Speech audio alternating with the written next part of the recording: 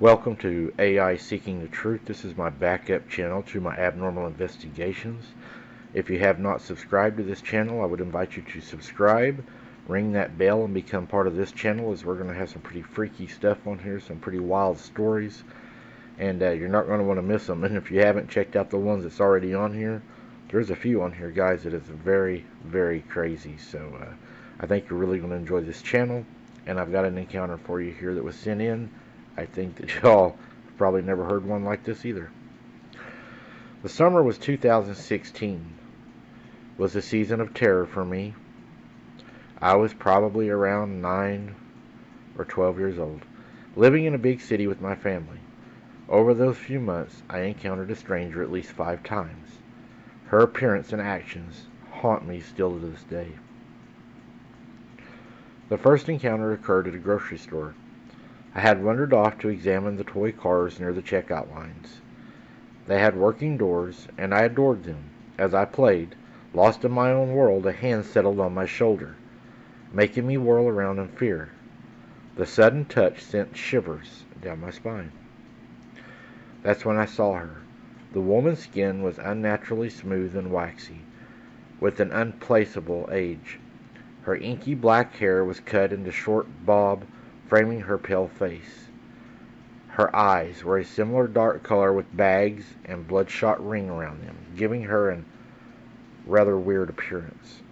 She wore all black, a turtleneck, and plain linen pants, which seemed out of place in the sweltering summer heat. In a wheezy, croaky voice, she whispered, "I know you." Her words sent a chill right through me. My first thought was, I think, the hell not. It might have been her devilish appearance, but something about this stranger seriously put me off. Perhaps it was the way she grasped my shoulder, or the unnerving feeling that she gave me while she was studying me. My eyes went wide, and I felt very cold, slow, and sweaty. My entire being had goosebumps. Being only 11, 12 years old, I immediately burst into tears and dashed away, searching for my mom. That was probably the best decision I could have made. I remember running to find my mom, sputtering out my explanation through tears. She comforted me, but I could sense her concern. My sister and I had a friend group consisting of 4 other kids our age who lived in our street. That night we were planning a sleepover with 2 of them, Valerie and Tracy. I told them about the event at the store, and we were all afraid. Valerie and I were fairly close, and my sister considered Tracy her best friend at the time. We asked Valerie and Tracy's mom to check the window for monsters. She agreed, but also reassured us there was nothing to worry about. The 4 of us huddled together on her bed, waiting for the return. But at 11 p.m., the woman from the grocery store appeared outside. I refused to look out the window. I was terrified that she had seen me again and tried to get to us. Tracy and my sister watched, relaying back to Valerie and me. Outside, the stranger from the store was lying on top of their car, presumably trying to break in. Their mom yelled at her, and eventually the woman left. By the end of the night, we had earned the name Creepy Lady for the mysterious woman. The next few mentions of her were not sightings, but occurrences that I'm positive were her doing. Our friends Tanya and Simon rarely had friends over, but when they did, they had a refrigerator in their garage with drinks. One of us went out to grab a Sunny Delight and saw the creepy lady sitting on Tanya and Simon's doorstep. When we gathered back at Tracy's and Valerie's house, we noticed a bowl of cat food outside was full, despite them being out of cat food. It was as if the creepy lady was trying to leave a mark. Most nights I stayed up late, terrified that the creepy lady would break in through my window. I'd watch good mythical mornings to keep sleep at bay, but my fear lingered. Weeks passed without incident, but then my older brother, working as an EMT, came home around 2 a.m. He reported seeing the same woman sitting on the retaining wall outside of our house, whistling and swinging her legs. My brother didn't have to try very hard to intimidate her. She ran off, and she screamed. It was disturbing to know she clearly knew where we lived.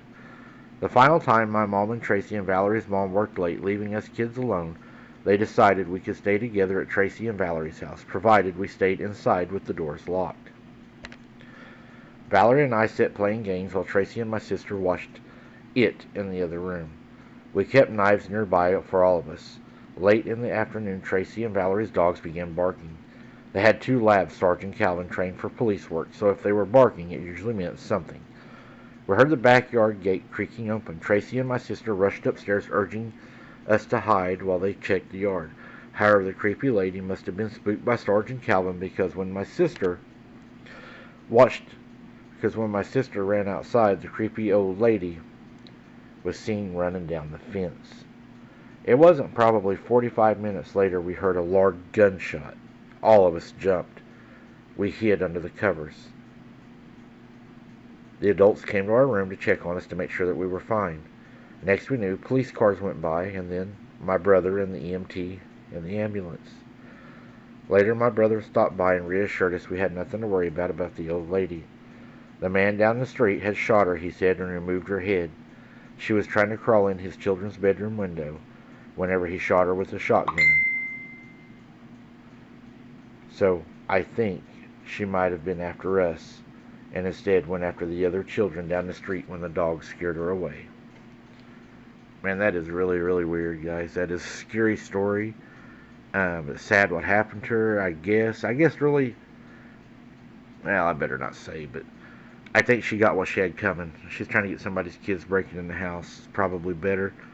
But still yet, what was her intentions and why did she pick these kids out, Just from being at a store, guys. What are your thoughts on that? I think that's pretty weird. Thanks for listening, guys. I hope you enjoy this channel.